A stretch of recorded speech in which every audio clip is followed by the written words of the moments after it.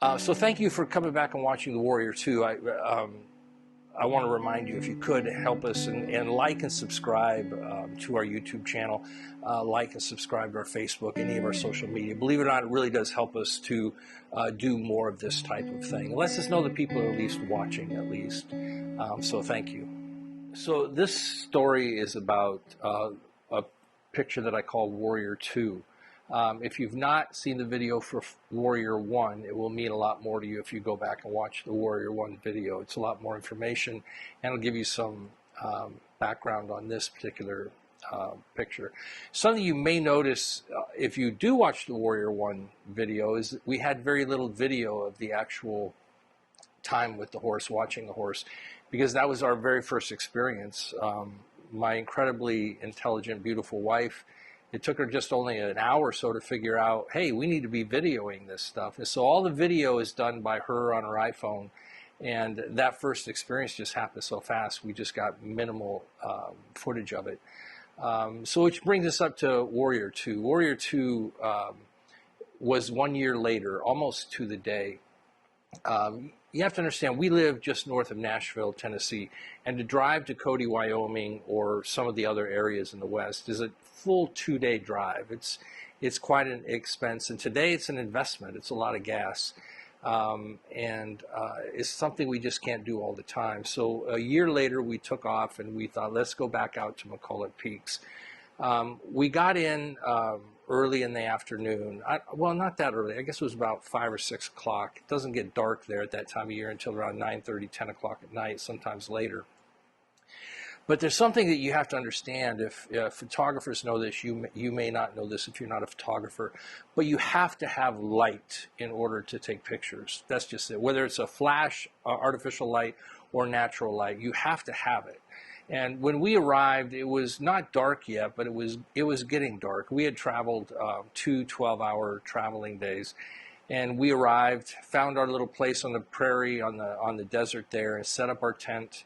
And I was content after all that driving to just sit and relax and enjoy the evening, watch the sunset, and take pictures of the stars.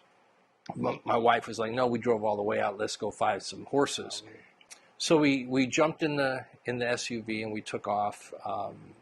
As it was not dark, but losing some light, I wasn't sure what kind of pictures I'd be able to get. And we were about a mile from our campsite, and the way it goes when you're out there is you have to look for anything that doesn't look like sagebrush. You've got to look for something that's different, a different shape, a different color. And Tammy had found a couple specks off on a hill. And so the routine is, when she tells me she's seen something, I slow down and stop. She pulls out the binoculars and looks. And then we confirm, is it a rock, is it a bush or a tree? Not a lot of trees out there. Or is it a horse and or an antelope? And she determined that there was a couple horses out there. So we took off in that direction. There are a lot of roads. Some are okay. Some are just ruts. Road would be an embellishment of that word. They're just rough. And we took as far as we could, drove over a little watering hole, like a berm. That was an adventure. Got as close as we could. We parked. We could still see the horses. We were closer, but they were still quite a ways out. We grabbed the camera. She was videoing, and we took off up the hill. It was probably, I don't know, they were maybe a mile away. We walked up about a half a mile, and I stopped to set up my tripod, and we were still too far to get good shots, and it was getting dark. I was concerned about getting noise in the pictures, having too high of an ISO in order to capture the movement. And it was just the strangest thing. We saw these 3 horses. Now, wild horses really either fight or eat. That's about all they really do.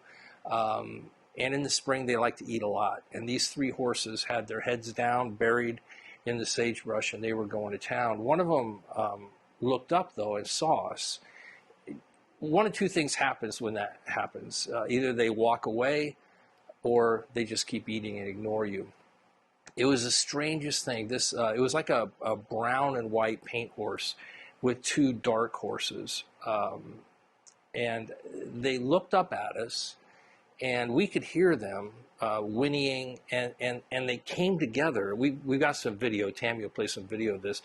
They came together and then kind of trotted towards us, not necessarily at us, but in our direction. It was really strange, and they kept getting closer and closer and closer. Because of the way the sun was and the light not being great, some of the pictures I took turned out okay. Some of them didn't turn out well at all because of the lack of light.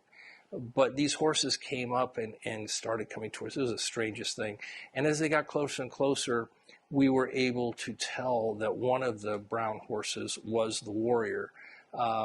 You can tell many of them are brown, many of them, they're all scarred up and scratched up, and they scratch every day. They get a scar or something on them from a fight or something. But you can tell the warrior by the notches in the ears. And, it was a weird thing for me. If you saw the video one of the warrior, it was almost like a year to the day when he saw us from a distance. And I'm not weird, just like video one, but I'm kind of weird.